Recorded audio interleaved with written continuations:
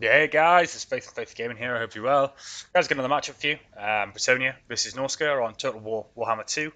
Played against my brother. We had a couple of games last night. Played a couple of factions you wouldn't normally play. I'll run through my armies very quickly when we load in, so you can see the positioning as well. But kind of my Bretonnia, what I call it, my cookie cutter, kind of one errant, two knights of the realm, two Grail knights, field trebuchet, two archers. Two archers here, one with fire arrows. Lewin on a griffin that I can't remember the name. I'll turn this down a sec. Two sets of peasants, two foot squires, one here, one in the back, just in case there's anything flying, protecting my treb. Two sets of normal spears, no shields. Two men at arms with shields. And I then, like I said, my two is one knight to the realm there, one of my knights errant here, another of my knights to the realm here, supported by two Grail knights on this right hand side here. He's gone with two sets of skin wolves, two sets of Norscan ice trolls, so two split up then, one of each on either flank, right and left. Three just normal marauders, supported by two central marauder champions with two marauder berserkers just outside of either of them. And then in the back there is his range, the marauder hunters with javelins, and two Norscan sets of Norscan trolls just behind his marauders there in the rear. He's taken Wulfric just on the standard non-barded pony. I do like Wulfric's model. He always looks pretty cool. So the game plan here for me was, I noticed that he's obviously taken what he thought was a counter for my my Bretonnian cav, but just not enough. I was in no rush to meet him with my infantry. I'd rather wait for him to get there. I've got the trebuchet sounding off, and it gives me more of an opportunity to shut down these Norscan ice wolves and skin wolves that he's got in the flank, so I can just then kind of have the run of the map with the Grail Knights and the Knights of the Realm to just absolutely hammer and amble him against my kind of peasants and swords with shields and my foot squires, where he'll beat me in the infantry engagement, but he's definitely not going to beat me. Obviously, once I crush those kind of skin wolves in the flanks, and it'll just be a very quick game of smash the morale from behind, so to speak. Sounds horrible, but I do catch out his. I think he comes in here to try and pin down these guys to get his skin wolves in, maybe over exaggerating or overthinking, and hopefully trying to get some orders in, pin down my cavalry. That doesn't really go to plan, and he suffers some big losses on those ice wolves very quickly. And then these Grail Knights get locked into skin wolves, who are a decent unit.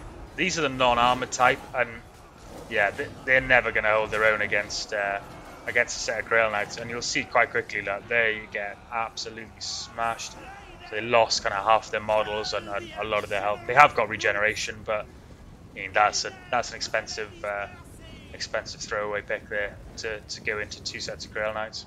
I'll slow it down a bit. Across here we have met front lines, some kind of men at arms meeting with Marauder Berserkers. That's not going to be a nice engagement for them, with the kind of Marauder champions behind them as well. Some of our peasants then, kind of fighting against Marauder champions here as well, which they're going to find themselves dead pretty quickly. Foot squires obviously coming in to try and support this line, so they can't just walk through back into my archers. Just normal Marauder Berserkers then against peasants here. He's sent in his trolls into this engagement here against kind of peasants, but I just both sets of my archers just sounding off against them. I think Lewin also found his way into that fight, and then these Knights of the Realm are just going to chase them off. I'm pretty sure they shatter. Pretty sure they lose quite a lot of models and then shatter, so that's them off the field. He does try to catch me with Marauders on this right hand flank, but I pull out all my cav as much as I can, just to cycle back around then to support my main kind of infantry line here, which, as is to be as expected, is getting an absolute pasting from these from the Norscan infantry. Trolls running amok, trying to get into my foot squires. The other flank of the skin wolves and the Norscan ice wolves kind of gets thrown in here. Finally decides to commit, but those they got in against Knights of the Realm. They're anti-large. They'll fall apart pretty quickly. The skin wolves come into here as well. into the centre to try and support those trolls, but it's all, I think it's quite evident for me anyway from here that that's too little too late. He's still got Grail Knights running around, and these guys just get a lovely charge into the back of those trolls. That is it's going to see them sent off pretty quickly, and then now it's just a case of wrapping up and clearing out what's left of his infantry, just with cycle charging, just falling in and out and just crushing the morale. Amazing how quickly kind of 3 sets of cavalry rolling around the map will literally clear things up. Do you see a bit of a standoff between Lewin Leonkier and Wulfric here? Usually I toss Lewin into most fights with most bosses, and I never really worry about him because he's quite a beast, especially when you put him on the Griffin with his Lion Shield and stand your ground and stuff like that. He can really hold his own. He's hella tanky, some good HP as well. But Wulfric does a real good job. He does some really good damage to him in the short space that they are fighting. I think if it had been left to fight had been left to carry on, Wulfric probably would have taken him. These guys here, I think I leave them in combat for a bit too long, and you'll see these marauders, or these champions, usual marauders with the javelins in close support. I'll slow it down a second just so you don't miss any more of the battle, but get a quick look at the ground, and yeah, wow, we didn't really kill many of these for those javelins. These guys here, 54 kills, and that's all kind of not expensive, but yeah, it's all Bretonnian cavalry, just absolutely smashed. So yeah, they're I always find them quite a dangerous unit because I never really want to throw my cavalry into them because they are anti-large, and they're decent in melee as well, as it says, decent melee combat.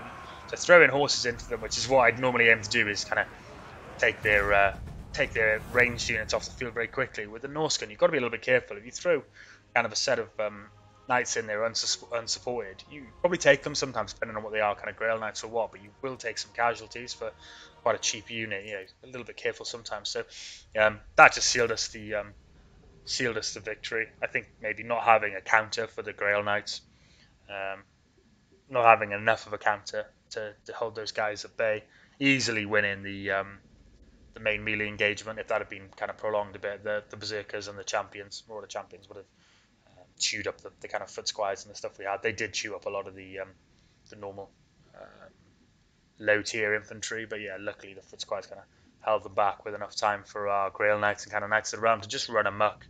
A couple of things: the Norse controls just not faring very well, not supported enough, so that just able to get our expensive anti-large cav into the back of them, and yeah, they'll get absolutely flattened like that. They really need to be down in the middle of a set of marauders or something for support. And the skin wolves just not really getting their money's worth from those guys. Like they're never going to hold their own against Grail Knights, and probably would have been better off fighting in the melee blobs and trying to stay alive, locked in the midst of those, so they can't get singled out. But overall, our side, Knights Errant getting some really good kills for kind of cheap cavalry. They did get absolutely decimated by those hunters with javelins, but such is life. Grail Knights doing a lot of dirty work as well, kind of 900 kills for both of those. Yeah, just a good game overall. I think we just beat him in the flanks, and once your cavalry can run amok without any fear, you're just going to roll people. So good game, guys. If you like the video, please give us a like. If you want to see more, then yeah, subscribe to the channel, check out the page. There's quite a few of these type battles on there. And until the next one, I'll catch you again. Cheers, guys.